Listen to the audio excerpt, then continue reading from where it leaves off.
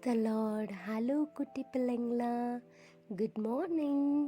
இன்னைக்கு நாம் ஆண்டவரை பற்றி அறிஞ்சிக்கிறதுக்கு முன்னாடி ஒரு சின்ன ப்ரேயர் பண்ணலாமா?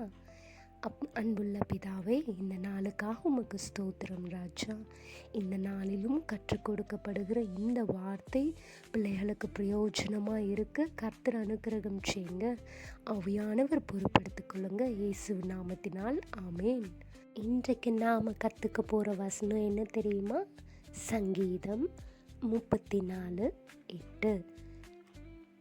கர்த்தர் நல்லவர் என்பதை ருசித்து பாருங்கள், அவர் மேல் நம்பிக்கையாய் இருக்கிற மனுஷன் பாக்கியவான்.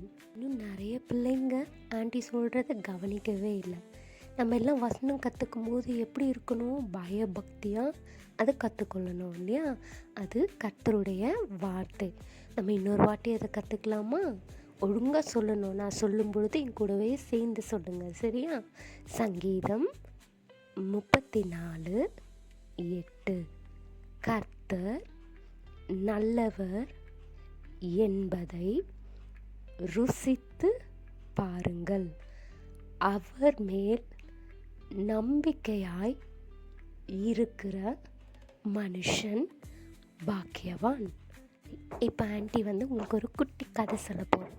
என்ன கதைன்னா எல்லாருக்கும் ஜாலி இல்லை? கேட்கலாமா? ஒரு ஊரில் குட்டி பிள்ளைங்க இருந்தாங்களாம்.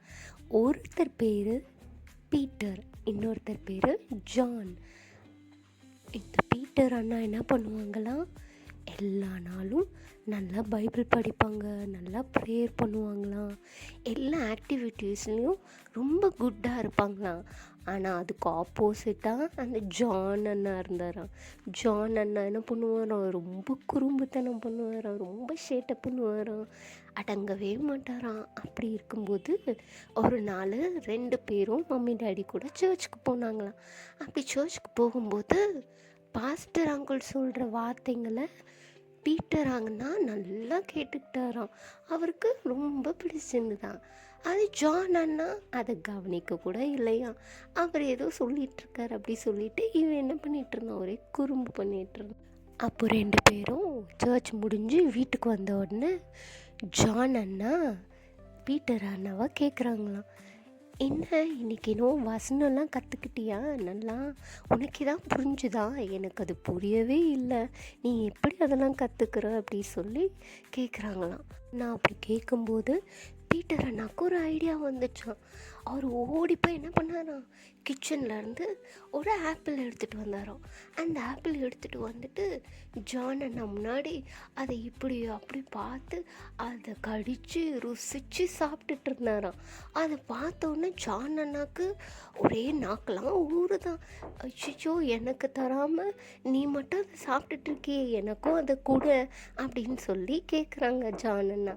ஆனால் பீட்டர் அண்ணா என்ன பண்ணுறாரு? வாவ், இது ரொம்ப டேஸ்ட்டாக இருக்குது, இந்த டேஸ்ட்டு என்னால் சொல்லவே முடியாத அளவுக்கு இருக்குது, இது உனக்கு வேணுமா அப்படின்னு சொல்லி கேட்குறாரு.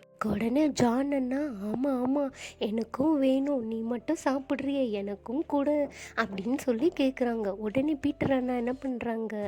அதை கொடுத்த உடனே அதை சாப்பிட்டுட்டு, வா இது நீ சொன்ன மாதிரி நல்லா டேஸ்ட்டாக இருக்கே, சூப்பர், தேங்க்யூ அப்படின்னு சொல்லி ஜான் அண்ணா சொல்கிறாங்களாம். அப்போ தான் பீட்டர் அண்ணா சொன்னாராம், இப்போது நீ பார்த்தப்ப உனக்கு அதில் இருக்கிற ருசி தெரியலல்ல, அதை வாங்கி சாப்பிட்டதுக்கப்புறம் தான் உனக்கு அதில் இருக்க டேஸ்ட்டு தெரியுதுல்ல. அந்த மாதிரி தான் ஆண்டவருடைய வார்த்தையும் நீ படிக்கும்போது தான் அது உன்னால் ருசிக்க முடியும், அதில் இருக்கிற நன்மைகள் ஆசீர்வாதங்கள் எல்லாம் நீ பெற்றுக்கொள்ள முடியும். அதை கேட்குறதால மாத்திரம் அல்ல, நம்ம அனுதினமும் அதை வாசிக்கும்போது தியானிக்கும்போது தான் அதன் ஆசீர்வாதங்கள் நன்மைகளை நம்ம பெற்றுக்கொள்ள முடியும். கர்த்தர் நல்லவர் என்பதை அப்போ தான் நம்மளால் ருசிக்க முடியும் அப்படின்னு சொல்லி பீட்டர் அண்ணா சொன்னாங்களாம். அதை கேட்ட உடனே தான் ஜான் அண்ணாக்கு புரிஞ்சுதான், ஓஹோ இதனால தான் நீ டெய்லி ஆண்டவரோட வசனத்தை படித்து அவரை நல்லா புரிஞ்சுக்கிறியா, இனிமேல் நானும் அதை செய்கிறேன் அண்ணா அப்படி சொல்லிட்டு ரெண்டு பேரும் சேர்ந்து டெய்லி வசனத்தை படிக்க ஆரம்பித்தாங்களாம். அதன் நன்மைகளை ருசித்தாங்களாம். பிள்ளைகளா, இந்த கதை மூலயமா உங்களுக்கு ஆண்டி என்ன சொல்ல வரேன், நீங்கள் டெய்லி வேதத்தை வாசிக்கும்போது தான் நம்ம ஆண்டவர் யார் என்பதை நம்மளால் ருசிக்க முடியும். அவருடைய நன்மைகளை நம்மளால் பிறருக்கு சொல்ல முடியும். இனிமேல் நீங்களும் டெய்லி வேதம் வாசிப்பீங்களா? குட். நீங்களாம் நல்ல பிள்ளைங்க, டெய்லி வாசிப்பீங்க என்பதை நான் விசுவாசிக்கிறேன். ஓகே பிள்ளைங்களா, இப்போ நாமும் ஒரு சின்ன ஜெபம் பண்ணி இந்த செஷனை முடிக்கலாமா? அன்புள்ள பிதாவே, இந்த நாளுக்காக உமக்கு ஸ்தோத்திரம். இந்த நாளிலும் கூட அப்பா, உம்முடைய அன்பை ருசிக்கும்படியாக தேவன் கொடுத்த இந்த நல்ல வார்த்தைகளுக்காக ஸ்தோத்திரம்.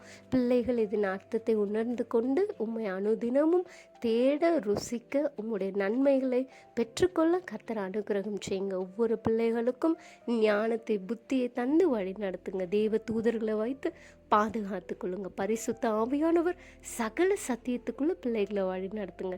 இயேசுவின் நாமத்தினால் ஜெயம் எடுத்து ஜெபிக்கிறோம் ஜீவனுள்ள நல்ல பிதாவே, ஆமேன். பாய் குட்டீஸ், நாளைக்கு பார்க்கலாம்.